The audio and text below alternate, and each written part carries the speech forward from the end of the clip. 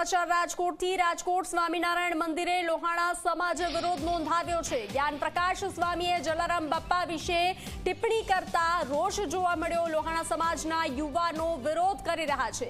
જ્ઞાનપ્રકાશ સ્વામી માફી માંગે તેવી માંગ કરવામાં આવી છે। બફાટ બાદ જ્ઞાનપ્રકાશ સ્વામી ગુમ થઈ ગયા છે।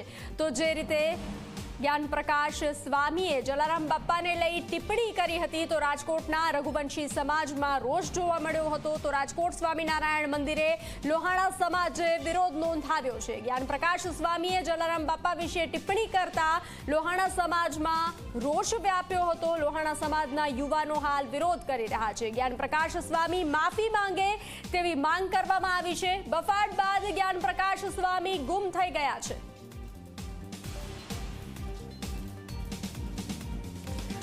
તો જલારામ બાપાના સદા વ્રતને લઈ અને જ્ઞાનપ્રકાશ સ્વામીએ ટિપ્પણી કરી હતી તેને લઈ અને રાજકોટના રઘુવંશી સમાજમાં રોષ વ્યાપ્યો હતો।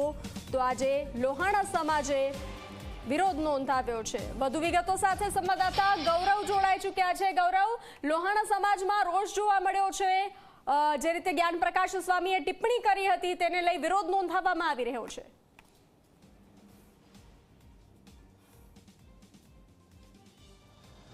બંસી, જ્ઞાનપ્રકાશ સ્વામી દ્વારા જે રીતના જલારામ બાપા ઉપર ટિપ્પણી કરવામાં આવી અને ત્યાર પછી તમામ જગ્યાએ રઘુવંશી સમાજ અને લોહાણા સમાજના લોકો છે કે તેમની અંદર એક રોષ છે તે ચોક્કસથી જોવા મળી રહ્યો છે। રાજકોટના ભૂપેન્દ્ર રોડ ઉપર આવેલું જે BAPS સાથે જ જે અલગ અલગ સ્વામિનારાયણ મંદિરો છે, વડતાલ સ્વામિનારાયણ તાબા હેઠળનું જે મંદિર આવેલું છે કે ત્યાં ખૂબ જ લોહાણા સમાજના યુવાનો છે કે તેઓ વિરોધ કરવા માટે અહીં પહોંચી રહ્યા છે। આપણે લોહાણા સમાજના કેટલાક આગેવાનો છે તેમની સાથે વાત કરવાનો પ્રયાસ કરીશું કે તેઓ કઈ રીતના જોઈ રહ્યા છે। શું કહેશો, વિરોધ કરી રહ્યા છો?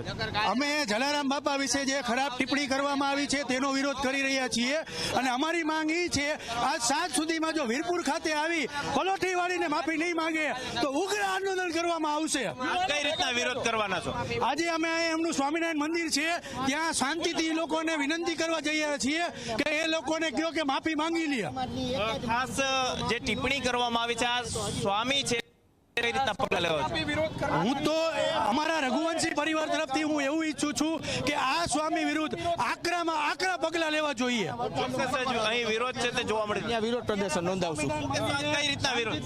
રજૂઆત કરવા આવ્યા છે કે સાંજ સુધીમાં સ્વામીજીને મોકલો અને વીરપુર મંદિરે આવીને માફી માંગી જાય, નતર આનાથી પડશે। જેની અમે રઘુવંશી સમાજ અને 18 સમાજ આપને બાંયધરી આપે છે કે સાંજ સુધીમાં માફી નહીં માંગે તો ઉગ્ર આંદોલન કરવામાં આવશે।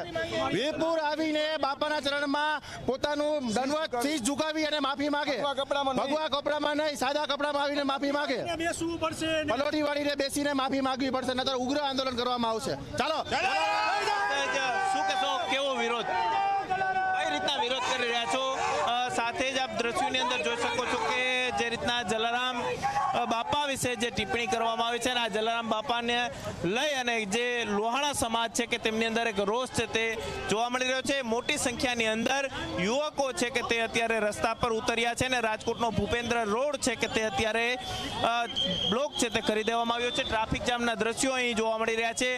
પોલીસ બંદોબસ્ત ચોક્કસથી અહીં ગોઠવવામાં આવ્યો છે, પરંતુ ક્યાંક જે યુવાનો છે કે તેમની અંદર એક રોષ છે તે જોવા મળી રહ્યો છે અને મોટી સંખ્યાની અંદર જે રઘુવંશી સમાજના જે લોકો છે તે લોકો આ વિરોધની અંદર જોડાયા છે અને વિરોધ છે તે અત્યારે અહીં કરતા જોવા મળી રહ્યા છે। આપણી સાથે રઘુવંશી સમાજના કેટલાક યુવાનો છે। શું કહેશો, કઈ રીતના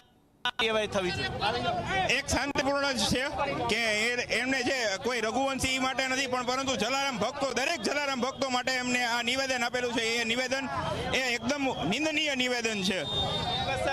જે રીતના વિરોધ છે તે અત્યારે જોવા મળી રહ્યો છે ભૂપેન્દ્ર રોડ સ્વામિનારાયણ મંદિર કે જે વડતાલ તાબે હેઠળનું મંદિર છે આ મંદિર ખાતે અત્યારે ભારે વિરોધ છે તે કરી રહ્યા છે। મંદિરની બહાર જ પોલીસ દ્વારા આ તમામ જે યુવકો છે કે તેમને રોકી દેવામાં આવ્યા છે ને એક જ માંગ છે તે કરવામાં આવી રહી છે કે વીરપુર જલારામ મંદિર ખાતે જે સ્વામી છે તે આવે, જ્ઞાનપ્રકાશ સ્વામી ત્યાં પલોઠી વારી અને તેઓ માફી છે તે માગે અને એટલું જ નહીં ભગવા કપડામાં નહીં પરંતુ સામાન્ય એવા કપડાની અંદર સ્વામી ત્યાં પહોંચે અને માફી માંગે તેવી માંગ છે તે અત્યારે ઉઠી રહી છે।